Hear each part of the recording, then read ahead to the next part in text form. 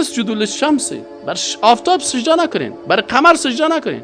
حتی رسول الله صلی الله علیه و آله پرسان کردن گفتن که اینحنی له، گفت وقتی که یک دوست خدا ما میبینیم برش انحنا بکنیم، رسول الله هم گفت که لا، انحنا نکو. در اسلام سجده احترام نیست، چون رسول الله هم گفت که اگر سجده احترام می بود ما بر زنها میگفتم برای شوهر خود به حساب احترام سجده بکنن، اما سجده نیست، این حق نیست. در اسلام سجده احترام نیست، سجده عبادت است. ایاک نعبد و ایاک نستعین. حال شما ایدیه است.